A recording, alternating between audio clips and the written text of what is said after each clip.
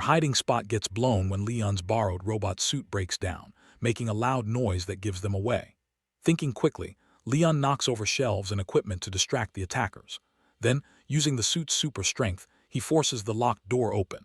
Get ready to relive the adventure as we recap the story of action and sci-fi film today. Altered. Production year 2025. After a nuclear war devastated Earth 65 years ago, botanist Liam Schmidt discovered the Genesis tree in the Amazon, a glowing plant that absorbed radiation and healed the planet. Its blue flowers saved humanity but created a divided world. 90% of children became enhanced genetics, society's elite, while 10% were born as normal specials with disabilities, forced into hard labor and discrimination. Our story begins at the high-security Genesis Institute, where these miraculous trees are guarded. At the Genesis Institute, a top-secret place where they keep those incredible but risky trees, a big theft is about to happen. Leon, who spends his days cleaning in a wheelchair, teams up with 12-year-old Chloe, who's there on a school trip, to pull off something important. Chloe draws the tour guide's attention, making a bit of a fuss to keep him busy. Meanwhile, Leon calmly works on hacking into a locked door. He then releases a remote-controlled mouse toy that's filled with sleeping gas to take out the guards. Next, he pumps sedative into the ventilation system, knocking out the scientists inside. With everything in place, Leon slips into the lab. He gently slices through the glass protecting the delicate blue Genesis flower and carefully pulls it out. As soon as he does, the tree's defenses kick in, mutated thorns shoot out at him, but he manages to dodge just in time. Alarms start blaring and the lockdown procedures kick in. He quickly catches up with the tour group. When security stops them for questioning, Chloe quickly hides the stolen flower inside her teddy bear. Thanks to her quick thinking, they sneak past security and walk out of the facility without anyone realizing. As Leon and Chloe head back to their rundown neighborhood, they catch the TV broadcast playing on the street. Senator Frank is on screen, pushing for Proposition 42, a law that promises equal rights for specials and genetics. He talks about a serum he supposedly developed that can cure specials' illnesses and even boost their powers. They also see ads for a big Unity concert by the pop star Mira, set to take place right in their own neighborhood. Leon watches it all, feeling pretty doubtful. He doesn't trust these big gestures from the wealthy genetic class. They seem more like tricks than real help. Their home is a cozy basement workshop packed with Leon's latest inventions and Chloe's planned experiments. Leon, a talented inventor, works on making prosthetic limbs for disabled specials, using stolen Genesis extract to power his gadgets. Meanwhile, Chloe, even though she's still so young, shows incredible skill with plants, growing all kinds of unusual ones, like fruits that produce acid and strange vines with special abilities. That evening, they get a frantic call from a man with a disability living in the fancy genetic district. He's desperate to get his mechanical walking suit fixed right away, worried he'll lose his job if anyone finds out about his special status. At first, they're hesitant, knowing how risky it is to go into the wealthy genetic area, but in the end they agree, especially when he offers triple the money. They sneak through an old, unused tunnel to get into the fancy neighborhood, then slip into the man's hotel via a side entrance. While he's fixing up his mechanical suit, the power suddenly goes out. That's when the anti-genetic squad, a tough group of regular humans who hate those with genetic advantages, strikes hard. They attack fiercely, killing the chef who had hired them and wrecking the kitchen in the chaos. Caught off guard, Leon and Chloe have to hide. From their hiding spot, they overhear the terrorists talking about a big attack planned for the next day. When a document slips from one gang member's pocket, Chloe retrieves it. Their hiding spot gets blown when Leon's borrowed robot suit breaks down, making a loud noise that gives them away. Thinking quickly, Leon knocks over shelves and equipment to distract the attackers. Then, using the suit's super strength, he forces the locked door open. They manage to get away, not realizing that security cameras caught their faces. Since the terrorists are wearing masks, the authorities end up wrongly thinking Leon and Chloe are behind the attack. Now they're wanted criminals, hunted for a crime they didn't commit.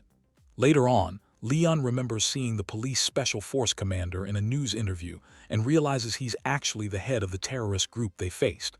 When they look over the document Chloe found, they realize it's just a flyer for Mira's concert, what the terrorists are planning to target next.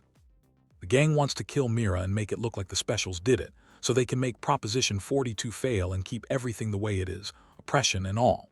Chloe is dead set on stopping this disaster, but at first, Leon just wants to run away. Then he thinks about his mom's watch, engraved with "all people are equal," and remembers how she died because she was denied medical help just for being a special. That makes him rethink everything. They team up to upgrade the mechanical suit, Leon's engineering know-how mixed with Chloe's plant skills. They add in wieldy vines that can spray knockout gas or corrosive acid, making the suit way more dangerous. Things get wild at the concert when the gang grabs Mira. Leon jumps in, wearing his upgraded suit, but at first he's wobbling all over the place. Still, he manages to activate Chloe's plant powers, wrapping himself in thick green vines to block attacks. He fights back with acid fruits and vines that release gas, taking down a few enemies. But there are too many of them. His suit gets torn apart and he's beaten pretty badly. Just when it looks like things can't get any worse, Chloe shows up in a stolen car, rushing in to save both Leon and Mira. Back at their workshop, they sit down with Mira and finally open up about the whole conspiracy. They tell her how the police are actually involved in the attacks. Leon figures out that the terrorists' next move isn't just about hurting Mira. It's about targeting the medical center to take out Senator Frank and throw Proposition 42 off track. In a surprising turn, Senator Frank finally reveals that Leon is his son. He explains that even though Leon is a special because of his genetics, that doesn't change who he is. This honest moment sways the public, and Proposition 42 wins by a huge margin, giving specials the rights and medical help they deserve. But when Leon tries to tell Chloe about the victory, she panics and runs away. She thinks he's been lying to her all along about having a privileged background, and she can't handle the feeling of betrayal. Later on, Leon finds a letter his mother left behind before she passed away. In it, she asks him to forgive his father and reminds him that everyone is equal. Meanwhile, Chloe uncovers something upsetting. She finds out that the senator and police chief are secretly working together in a big scam. Proposition 42 wasn't really about helping the specials. It was just a cover to extract a vital chemical from their brains, something that ends up killing them. Their real plan: to create a world filled only with genetically enhanced people. Leon is the only special they intend to cure. At the medical camp, Leon watches in horror as the specials, who were promised help, start dying quickly. When the rebellion kicks off, he pretends to go along with the so-called treatment, hiding his repaired mechanical suit under the hospital blanket. When it really matters, he faces his father, calling him a monster before locking him in a secure room. Leon then takes the deadly cure, an extract made from an innocent special, and finally frees the trapped specials in the camp. When the police chief shows up with backup soldiers, the freed specials start fighting back using whatever they can find, overwhelming the genetically enhanced enemies with their sheer numbers. At the same time, Chloe and Mira scramble to reveal the truth behind the conspiracy. They send damning evidence to the authorities, even as a tense and risky showdown nearly costs Mira her life. Luckily, their message gets through just in time. In the intense final showdown, Leon faces off against the police chief inside the Genesis tree lab. His suit gets wrecked once more, but Leon doesn't give up. Instead, he taps into his understanding of the tree's defenses. He plucks a flower, and suddenly, deadly thorns shoot out, piercing and killing the police chief. Just then, the authorities arrive, arresting the senator and his partners in crime. With everything out in the open, Proposition 42 gets repealed, and the barriers between the genetic and special districts are finally broken down. Even though Mira's voice is forever changed because of everything that happened, she manages to find happiness with Leon and Chloe, celebrating their hard-won win.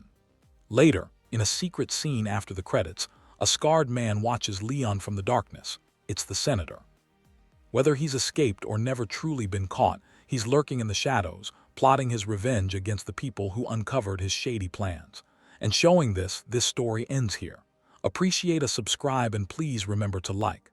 Thanks for watching.